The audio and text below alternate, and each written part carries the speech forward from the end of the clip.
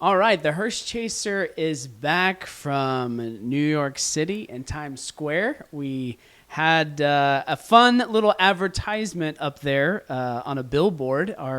Our first advertising that we ever did. We decided to go to Times Square. So this is a unique. We're going to reflect on New York, and we're going to reflect a little bit on one of the things we got to do there, which was watch Hamilton. And the morning that we went to see Hamilton, we saw his grave in Trinity Church where he attended. So we're going to talk about New York City, and every year we count down the end of the year, and you can't think of sort of the first place where intentions and well wishes begin than Times Square. So welcome to this special edition of the Hearse Chaser podcast from the back from Times Square.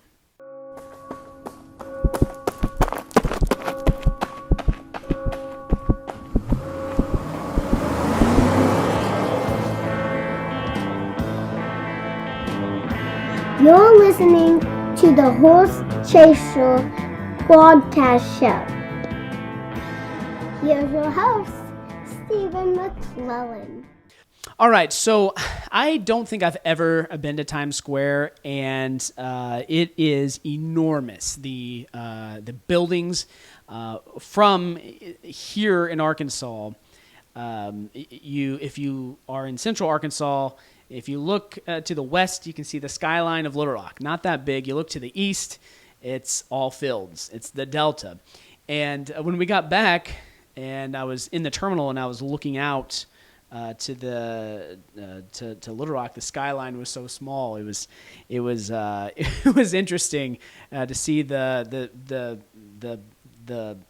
difference in skylines. And I'm not one for big cities. One of my favorite lines in any song that I've felt the most connected to was a Dixie Chicks song. I know they're called the Chicks now, but they have a saying that I want to look at the horizon and not see a building standing tall. I want to be the only one for miles and miles, except for maybe you and your smile. I love that line. That's how I feel. I like to get away, but it's also fun to visit Times Square, and I learned a few things. They have more visitors in Times Square than Walt Disney World, Statue of Liberty, and one other place combined. I mean, there's so many people. And I knew there were a ton of people there because when we were there, the Knicks were in the playoffs. They were in a Game 5, and as you're walking around Times Square, you didn't see any Knicks jerseys. So I knew they were all from other places, not Knicks fans.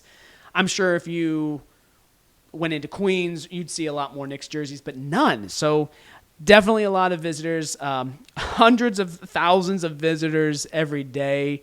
And so we thought, hey, let's advertise there. And so you can see a picture of that on our Facebook page. And one thing I didn't know this, so they were talking about the Times Square ball drop. I didn't know that they kept that pole up every year. I saw the pole; it's still there. I guess they keep it up all year. And they've been doing this since 1907. And I know this, but sometimes people will put together written wishes and memorials on the confetti that's thrown in New York City. And I thought, that's kind of an interesting thing. I didn't know that, that they do that. But we're going to talk about that in this episode. We're going to talk about teaching people how to say goodbye. That's the topic, and that was my favorite song. My favorite song from Hamilton, and it's in the second act. It's George Washington talking about how he knows he's not going to be president forever. He's telling Alexander Hamilton, "Look, I want to teach people how to say goodbye," and that is not something you see in leaders. Leaders want to keep going on and on. Oftentimes, I've seen leaders hold on to their position for too long and ultimately get to the point where they probably shouldn't have been leading and probably had maybe a detrimental effect to their organization by staying on for too long. So I love that. I love that line. And in fact, the individual who was George Washington was the best part of the show. He was incredible. When he was on stage, he took over. His voice was boom. It was amazing. So my favorite song happened to be sung by like the best George Washington ever, and it hits you with all the feels that you get, and so emotion there when you think about teaching people how to say goodbye. And so the reason why this topic is important is because often people don't want to think about the goodbye. And if you don't think about it, then you're not going to talk about it either. And the problem is when that happens, then the family is often left with a lot of mystery, and there's a lot of assumptions that people make. And, mom and dad may have said something, but it may have been heard differently. We've all had situations where we thought we heard something that really wasn't the case, or maybe often the case is maybe they said something to make someone feel good, but the paperwork actually says something completely different. So it's important, I think, to have a conversation about this. In fact, literally just this morning, I get back from New York and someone walks into my office, and I keep my Monday mornings open to do these podcasts, and the person who came in and it was a probate issue, and they would tell me the will, and they even lived with the parent. They even it's not uncommon for children to live with their parents, and even then, the parent didn't talk to the child about any of the estate planning. It was all a mystery. It was, the inevitable is going to happen, and there's not the conversation. So that's the point of this, is to encourage people to talk about it. And I think one of the reasons I like doing this podcast is it forces me to think more about the end myself. And you would often think, I had this realization, just because I do this every single day doesn't mean that I understand it better than anyone else. In fact, I think if I came down with a serious illness or something, it would be very hard for me, probably even harder for me to accept it, because so much of my life has been helping other people walk through that process, or after the fact, that to say, wow, it's my turn. It will be my turn at some point. Absolutely. There's no way to stop that. It will be my turn. And I think that will hit me harder than I realize, that my time of talking to people, helping them through it's my turn. And that, I think, might be harder for me because of that. Even though I talk about it a lot with my family, and even a few times I've mentioned it to my children in ways that I think are age appropriate to start there. I think that's important to say those things. In fact, I'll share with you a story of and I get this probably from my grandfather. And he had this mindset. When I was in college, I would go home for the summers, and one such visit, he invited me back to his den, kind of his room where he had his books, and we sat down and we talked about things, and he said, I hope to die like Moses, is what he said. And I was like, I didn't quite know what he meant by that. I think I remembered something about Moses being buried by God, maybe on a mountain or so. And I was like, okay, Grandpa, you live in Kansas. There's like no mountains here. What are you wanting? There's no mountains or valleys or anything. Well, he said, no. His prayer was that he would leave this earth with all his mental faculties. And I think he understood at that time that Grandma was struggling with her capacity, and he knew how important that was.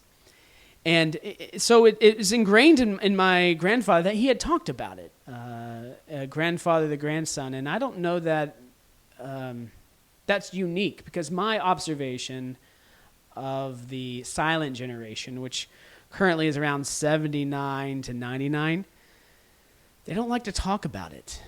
Most people don't like to talk about it, but that generation is the silent generation for a reason. They don't talk about it. They keep things very close to their chest, and I can't tell you how important it was to have that conversation with him, and know that his wish was granted. Some would have been probably about 10 or 15 years after that.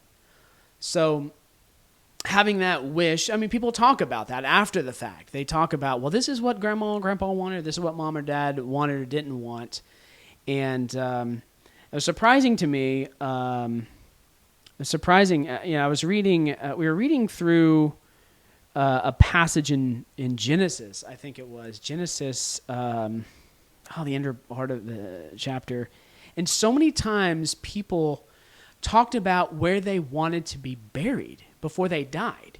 I thought that was very interesting. So there's this example. It's okay to talk about it. It's okay to say what your wishes are and to say goodbye. And you don't know when that goodbye is going to be. And it's kind of a healthy thing, I think, to know that we're not going to be here forever.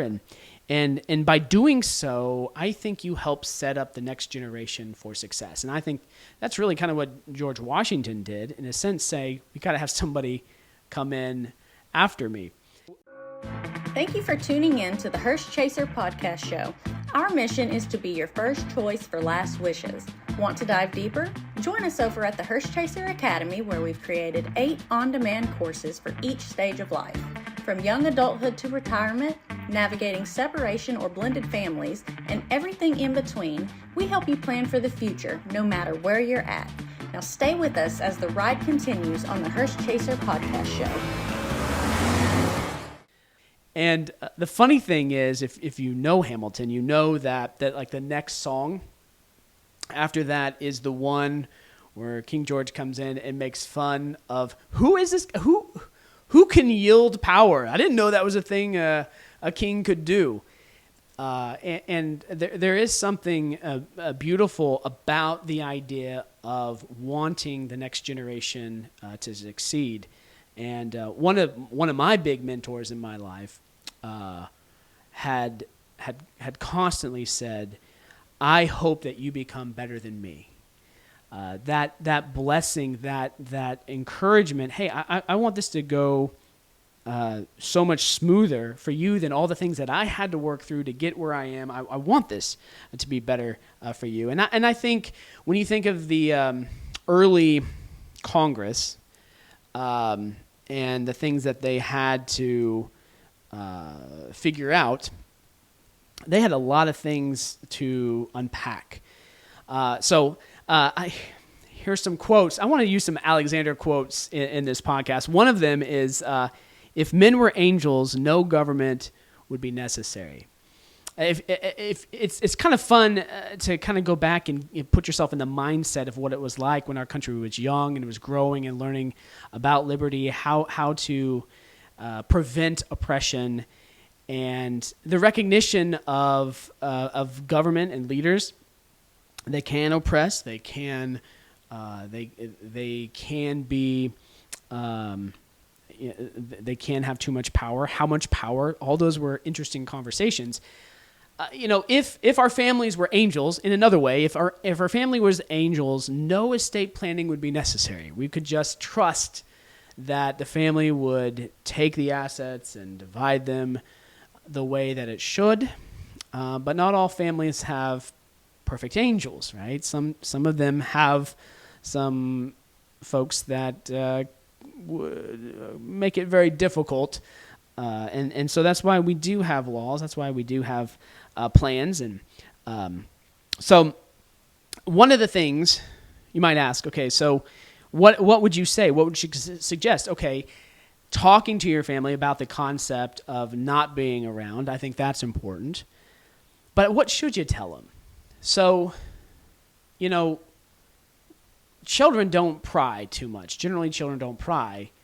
And I say, well, maybe you should, because you're the one that's going to be dealing with it. I think it's okay to ask, hey, mom and dad, you got your affairs in order? Simple question. They say yes or no. Sometimes I say yes, and they haven't really done it. Okay, I've seen that before. Children have come in and said, mom and dad said they did it all, and we can't find anything.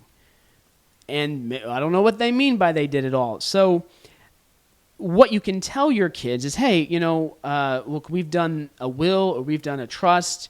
Here's the powers of attorney. Here's where the documents are located. So in the event something happens, here's where you need to go. Here's the attorney who did them that can help walk you through this process. Sidebar, it's probably good to have an attorney younger, right? So that attorney will likely be around. I've seen a lot of situations where the attorney who did the work had no succession planning, and there's no one there to answer questions. They can't find documents, and that doesn't help. So letting your family know kind of what you did. I heard there's a little 5-10 second video of Dave Ramsey saying, if you're going to disinherit somebody, tell them now. Don't sneak off into the grave, he says, and surprise everyone. And I think, I don't know. I think there's some truth to that. I don't think people do that. I think people say, well, I'm not going to rock the boat until after the fact, so I don't have to deal with the repercussions. But my thought is, I think Dave's got a point here, because most people, if you're disinheriting somebody, there's probably a reason for it. And the relationship is already strained. Anyway, so I think talking about who you gave things to or not is kind of important. I also make sure that if you choose somebody, like you got 3 kids, tell the family, hey, at Christmas, we just want you to know Sarah's the one that's going to take care of it. We chose her. She's closer. I think she has a little bit more free time. Give them some justification so that the family can say, oh, that does make sense. Oftentimes, I have found that the kids don't really care. They just want to make sure someone's in charge. Or even if the second option is upset that they weren't first, at least you're saying it. At least you're saying it out loud and giving them some heads up of who it is and why it is. So I think that can be very important. And talk about why you might choose one person over the other. If you, for example, say, hey, I just want you to know my daughter, Sarah, she's the healthcare power of attorney, but the finance is going to be handled by Sean, the CPA. Okay, and that's, I think, a good thing to do that. I think, this is probably the best thing to leave you with, I think. Yeah, this is probably the best thing I can talk about, teaching people how to say goodbye. I have seen this particular conversation over and over and over again in my office. When it comes to end-of-life decisions about, well, should you do that risky surgery? Should you keep them on life support? Should you put a feeding tube in? There's a lot of conversations around that. And for most people, there's a lot of gray area. And I've heard so many children tell me, mom and dad said they didn't want this, or this is not what they wanted. They didn't want to be kept here forever and ever. I know that there is so much power in that language and that goodbye and that instruction, because the children have so much relief. There's an enormous amount of, just the weight is taken off their shoulder. So in that situation, and all of these, you're trying to take a little bit of the burden off of your children and loved ones by having these conversations, by saying goodbye early, by illuminating some of the reasons and where things are, is such a good way to help your family. And that plan can definitely give a sense of peace. So have that conversation, say that out loud. Oftentimes we work up conversations in our head that are a lot harder than they actually are. So just to have the conversation, and you will not believe how many children and families appreciate those goodbyes, appreciate those conversations, and probably in another podcast, I'll talk about ways that I've connected my grandparents to my children, to certain life events, and the goodbyes or the hellos to generations they would never see, to introduce them, I think is helpful too. So we don't, unlike Times Square, where you know where the ball is going to drop every year, same time, same place. The ball dropping in our life, we don't know. And so think of that. Think of ways that you can say goodbye. Think of notes that you can leave them, letters that you can leave to your family. The more you talk about it, the better it is. I cannot imagine it any better than having a parent be open and be transparent about teaching me how to live, how to talk about these things, and not to be afraid, but to embrace the present, because that is really what you want, is that your family to truly appreciate the time, how precious it is. And by saying goodbye, it helps, I think, reinforce how precious life is. And thank you for being here at the Hearse Chaser podcast show today. Hope it encouraged you and didn't give you discouragement. It's something that we all can do, probably all do a little bit better. So I'll say goodbye for today from the Hearse Chaser podcast show. Hey, thanks for listening to the Hearse Chaser podcast show. Please remember, you can't outrun a hearse, but you can leave your family with a smooth ride.